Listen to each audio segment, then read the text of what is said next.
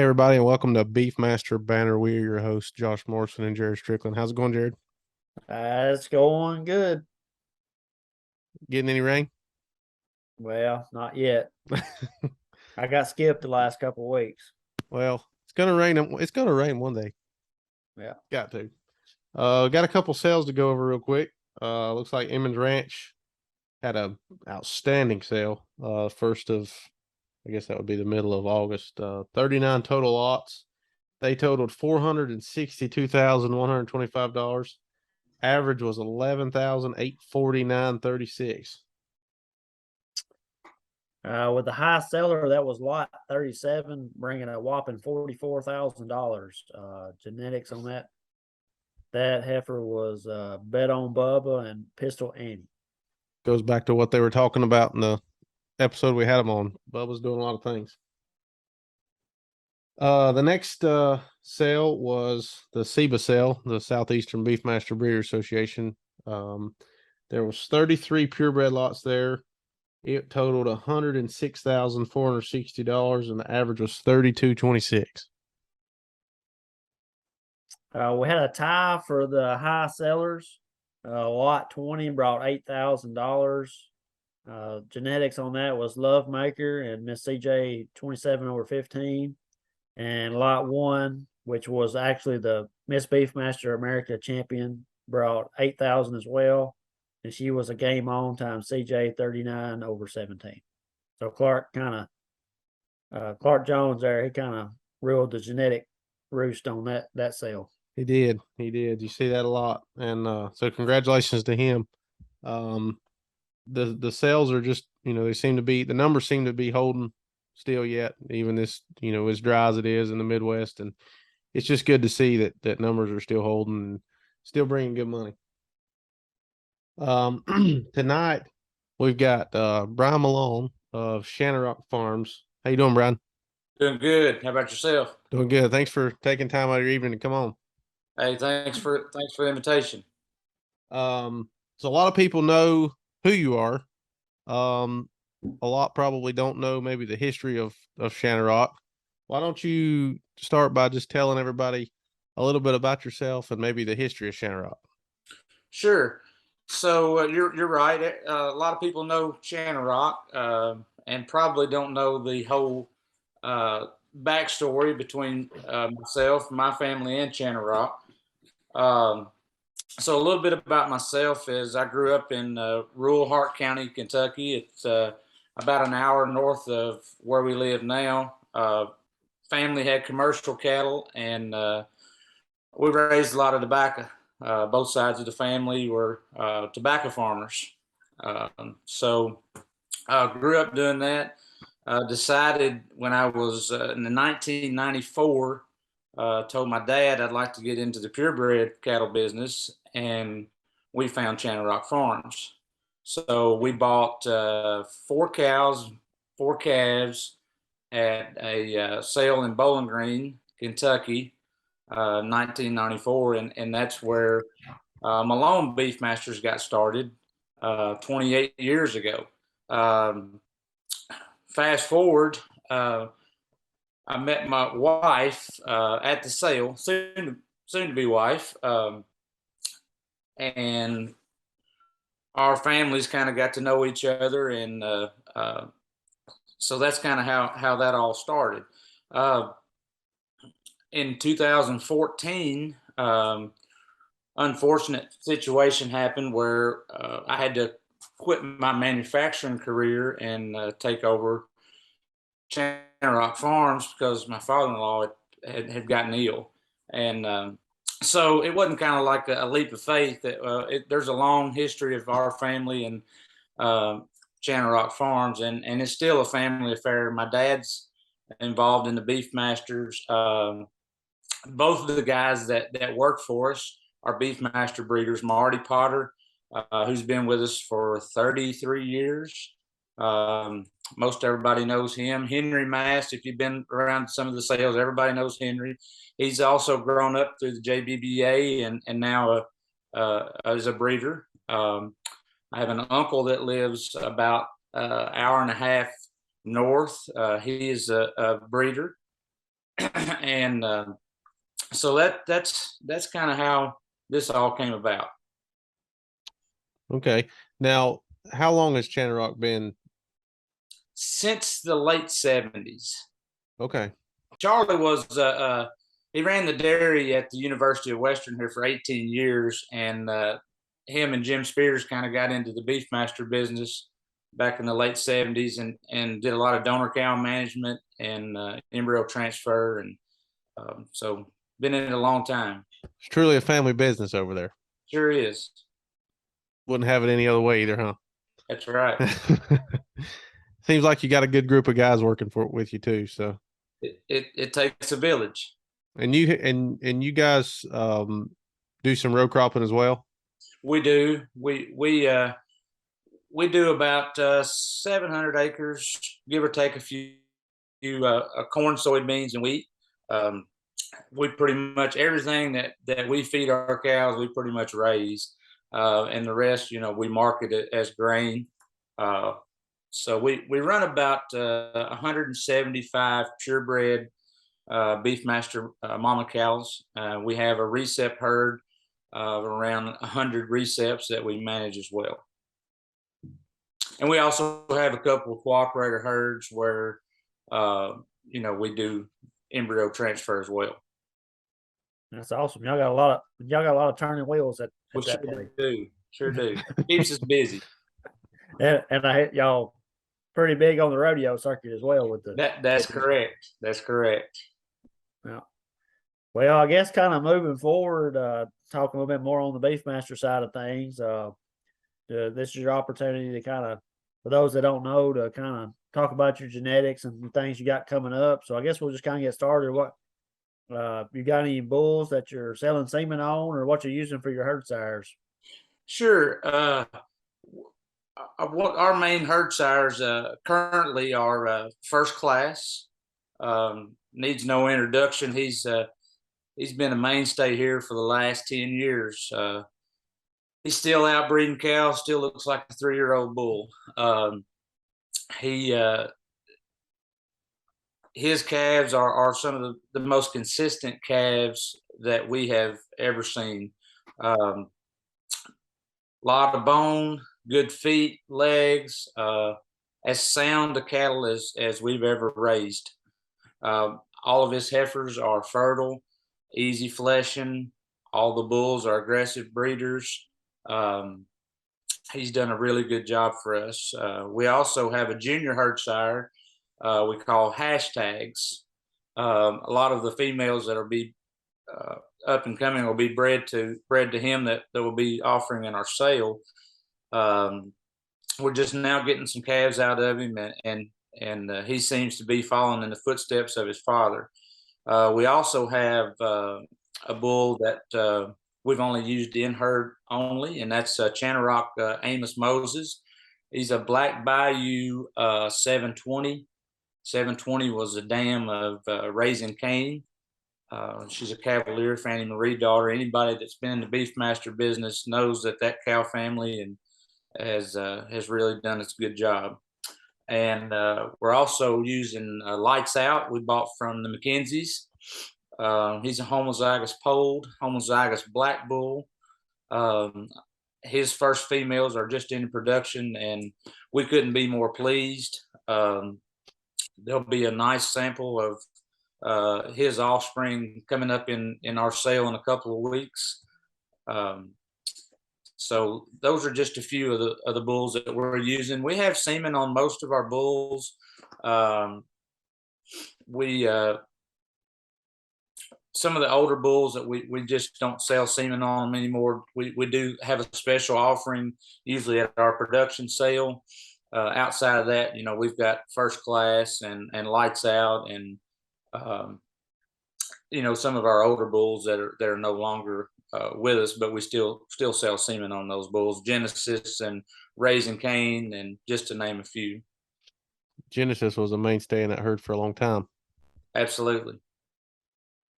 You still see a lot of his offspring coming in there that, granddaughters and stuff really bringing the dollars.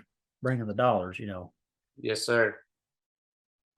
Well, and they seem to be, the ones I've seen, they seem to be correct and really, just really good made cattle. So kind of going away from the bulls, maybe some of your donors, your females, some of your biggest standouts there. What you got there? Sure.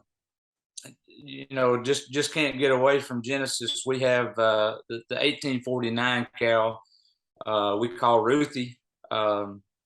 She's a full sister to the 1840 Black Ruby cow that we sold next gen that they've done so well with, and 1849 is absolutely no different. She is, that Reba cow family is just it just doesn't miss. I tell people all the time jokingly, you could flush her to a German Shepherd and she would raise good calves. 1849 K44 is another Black Bayou Reba. It's a full sister to Genesis, full sister to 1849 and 1840. We have 1874, which is a Genesis out of 720, back to that Cavalier Fannie Marie. And then we have Reba 2 and Reba 3. Reba 2 is a Reba Sugar Britches. We'll be selling a pick of tremendous heifers in our sale coming up in a couple of weeks that are out of Reba 2 and Genesis. So pretty special offering. We also have Reba 3, as I said, which is a raising cane out of Reba that's in our donor program and doing a really good job for us. Last but not least, we have the 1995 cow, which is also a Genesis daughter out of 1451, and just starting to get some calves, some embryo calves out of her. And she's had 3 natural calves, and they've all just been really good. So we started using her, and we're really liking what we see. So if you haven't noticed that Reba cow family, if you find that out there, you need to get a hold of some of that. It works. Well, it's kind of going back to nearly every episode and all the breeders we've already had on here talking about cow families, and you laid it out there pretty simple and forward, and especially with y'all sale coming up, you need to be looking at these lines and getting hold of them, because we've got, just some you've named out, and on some of them cows you keep talking about, it goes back to Black Bayou and some things like that, and it really works, and y'all need to be looking for it. Well, and hopefully, I know we say it a lot, but Brian, with you saying, you've got generations out of these cattle and you just keep using them and they just keep producing. I mean, that's just proof that cow families are so important. It absolutely is. And that's, you've heard the old saying, and I've heard it from my father-in-law several times. Anybody can raise a good heifer. To raise a good bull, you've got to stack those cow families and just keep stacking them in there, and that's where your herd bulls come from. And hopefully, folks will hear that. And I mean, I know we say it every episode, but every breeder we've had on here has pretty much said the exact same thing, and that's what's making them successful. And if folks will do that and find their producing cattle or get in the line of cattle that they like and that they want, but that has such a history like yours, of production. I mean, it's truly hard to miss when you're doing that. It is. Everybody jokes and laughs about, we have a long line of Rebas, and we have Reba dogs and Reba horses and what have you. Reba just works for us. Sometimes it just works. If it works, don't change it. That's right. Don't change what's not broken.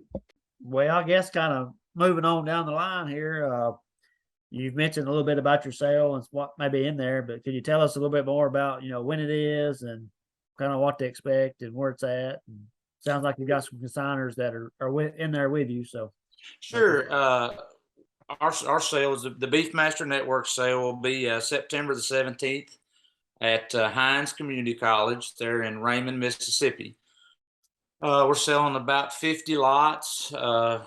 any open heifers, breds, pairs, bred cows, some herd bulls. This sale consists of ourselves, Randy Mason, um, Brock Clay, this year Sheldon McManus, and Dr. Holden. So we're glad to have those join us this year, and just like I say, you know, we've talked about the Reba cow families and what Genesis has done for our program, and there'll be some samples of that in our offering that are just extremely hard to find genetics and take advantage. It's a good opportunity. I mean, Great it's opportunity. that's where folks need to, you know, really pay attention and be able to pick up those lines of cattle, because they're not going to be around forever. And you know, you might as well pick them up while you can and keep them in your herd as long as you can. The sale will also be on DV auction. I think the first email blast went out today. Of course, you can find it on our website. You can find it Channarock.com. You can find it on the Beefmaster website, most social media. Yeah, I seen it on Facebook too. So that's right. Take a look at those videos, and if you have any questions, we'd love to answer them. I noticed on BBU they had the interactive catalog up, so you can kind of look at the pedigrees and click the video, and I really like that. It makes it easy to kind of study them. It does. It does. I really like how y'all integrate the video with the catalog. Yeah. Well, I guess there's some other places you might sell out if they want to pick up your genetics. You can kind of tell us a little bit about some of the other organizations you're part of. Sure. So we're heavily involved with SEBA. We also sell in the Louisiana Beefmaster Breeders. We've sold in South Texas, Houston, Futurity. Of course, we're a cooperator with NextGen. We've been there with the bull sale since conception. We have bulls there be the 24th of this month, Friday night. The 23rd will be the Flint Hills females of the Flint Diamonds of the Flint Hills, and then Saturday roll right into the bulls. So we'll have bulls on the 24th. Like I say, again in the spring. So we sell there 2 times a year. So you can find our genetics at any of those places. And I seen some Black Ruby in there, and I just skimmed through it the other day. I didn't look real good, but I mean, there again, it goes back to those genetics. I mean, you can pick them up anywhere. That's right. And you've been in BBU a long time. Are you active as far as any kind of committees? Yes, we have. I just rolled off of the board. It was kind of cut short due to COVID. It was a little different, but yeah, served on several committees. Like I say, just rolled off of the board and of directors. And of course, we're on the board of directors for SEBA. So yes, we're involved. That's good. So kind of going into looking to the future, what are some future goals that you have for Channarock that you would like to see in maybe the next 3 to 5 years? Well, I think the biggest thing is to just continue to increase our footprint in the commercial bull market. That's one of our biggest goals. Also, you know, we keep talking about these cow families, and you know, one of my goals is I want 100 females, you know, out of that Reba cow family, and that's one thing that we're working towards. And we're getting a good start on it. And we're offering like I say, we're offering a few of those to the public here in a couple of weeks. Something we don't do very often. So I'd say that, you know, that over the next 3 to 5 years, that would be one of our biggest goals is, you know, continue our footprint in the commercial sector of the business. Well, and we have to. I mean, that's at the end of the day, that's got to be who we're there for. Seed stock breeders. That's our number one goal. It should be, because that's who's, like you said, at the end of the day, that's who it is. If you don't think they're our number one customer, in your wrong business. That's exactly right. And you Yeah, see it a lot. Even, you take, since you're next year, we'll take them. You take that. I mean, most of who buys there are commercial guys, right? Absolutely, Um, absolutely. and what keeps them coming back is those pedigrees, is those, they can take them home and they know that they're going to work for them. That's right. We've fed steers out west for a lot of years to, this has been 15 years ago or longer to collect that carcass data to know which bulls were working for us. And thankfully, my father-in-law had enough foresight to be looking down the road and kind of got a jump on that, and it sure has made a big difference in our program. And that's something else is, I mean, just like you said, looking a long ways down the road, I feel like, and Jared, you guys tell me if I'm wrong, but if you're not looking 5 years down the road daily, I don't know. I almost feel like you're backing up, especially in the seed stock, purebred business. yeah, definitely. You gotta keep forward looking, and listen to Brian and his goals and what he's already doing. And in the past, he's definitely aligned with the right people and doing the right things to expand that footprint in the commercial market. Yeah, absolutely. In turn, just to kind of add to that a little bit, finding those females that can produce those commercial bulls drives the price of our females up. You're catching at both ends there. Those females that can produce that good commercial bull will be in high demand in the near future, or they are now. Absolutely. And they should be. I mean, that's the goal as if you're on the higher upper end of the seed stock business, you're selling those females for other seed stock folks to make them commercial bulls. And the better they are, the higher they're going to go. And just like that, it goes right back to the Emmons in the last episode, talking about, making bulls. You've got to do it, and you've got to be able to do it. But, too, Brian, just like we preach all the time too, is, stay in your course. Don't chase fads. Just figure out what you want to do and stick with it. Don't matter what anybody tells you, stick with it. I mean, you can take it, you can take advice, obviously, but you guys are a pretty good example of that. Yeah, find out what works for you and what works for you in your area. These cattle will go these fescue cattle. I tell people will go anywhere, and I truly believe that. I mean, we've got cattle from Florida to Wisconsin to Oregon, California. I mean, Nevada. We sell a lot of commercial semen to people in the high plains area, and it just works. And if you don't think a bull needs to be hardy, you talk to somebody from the far west, and they'll tell you how far they've got to travel just to go to water. It's pretty impressive. The stocking rate's about cow to 70 acres.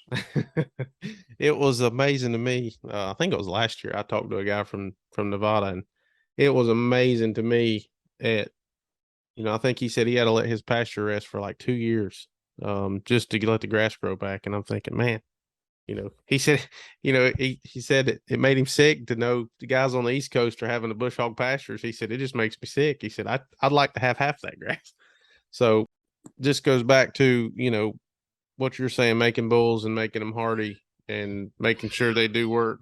Well, we come to the part of the episode where we always ask this question, Brian. So what would be your advice to a new breeder? Like I say, I see. So I think one of the episodes you had, I can't remember who it was, said, the average seed stock producer is, 3 to 5 years. Get out there and find a reputable breeder, and ask questions. Ask people that have been in the business. I see it. You all see it. It happens every day. People get in business and they have unrealistic goals, and they get out. So many people get started on the wrong foot. It happens every day. So I would suggest that do your homework, get out there and talk to these reputable breeders and have a plan. Have a plan of what you want to do and what your end goal is. And I always tell this quality over quantity. You know, get out there and get you one of those good females that's going to do you a good job. That's proven. Um, what's that doesn't cost that much more to go first class. So that would be my advice to any new breeder. Yeah, like you're saying, sometimes those first class females will get you to where you want to be a lot faster. That's correct. That's correct. And it costs no more to feed them. That's right. That's exactly right. This may cost you a little more on the front end. Yeah, that's it. That's it. That's right. A little more investment, but sometimes it's worth it, especially when you get into those good genetics. But well, Brian, I really appreciate you coming on tonight. That's about all the time we've got. But it again, I'll say it all the time. It's if it wasn't for you guys being willing to come on here and talk to us, we wouldn't have the show. So it's much appreciated you took time out of your day to come talk to us. Hey, I appreciate the invitation and really enjoy listening to your podcast and like what you're doing. I think it's a good thing. Well, we sure appreciate it. I'll cover some sales right quick and that's coming up. Definitely in the heart of sales season. September the 16th will be the Beef on Forage sale in Arcadia, Florida. September 17th, of course, be the Beefmaster Network sale. So definitely go out and see Brian and his consigners there in Raymond, Mississippi. They got to check the video out actually this morning, and they got a good offer, and y'all really need to check that out. And then next week we'll have the Flint Hills Classic Female and Bull Sale in Paxico, Kansas. That'll be September 23rd and 24th, and also that same weekend will be the Live Oak BBA Fall Sale in Three Rivers, Texas. So good end of September coming up, and as we go to the next episode or two, we got lots of sales coming up through the fall. October and November will be jam packed. So right in the middle lots of good fall opportunities season out there for y'all with those. If y'all got any grass. One other quick thing before we go. In 2023, we are going to have our own production sale here at the farm here in Auburn, Kentucky. So we'll be releasing that date within the next few weeks. So just Awesome. be looking for that. Well, that'll be good. Hopefully, I assume you'll be advertising in the Cowan Post can see it there and on your website, things like that as it gets closer. Absolutely. We're going to be doing that in conjunction with Mason Beefmasters, Randy Mason from Illinois. Okay, good. He's got good cattle too, so that'll work out great. Hopefully it'll be a great sale. Yep. But again, guys, thanks. Brian, thank you a lot. Appreciate you coming on. Try to have you on some other time too. All right. But you guys have a great night, and we'll see you on the next episode. All righty. Thank you. Thank you, man. Well, we want to thank everybody for listening to the Beefmaster Banner podcast.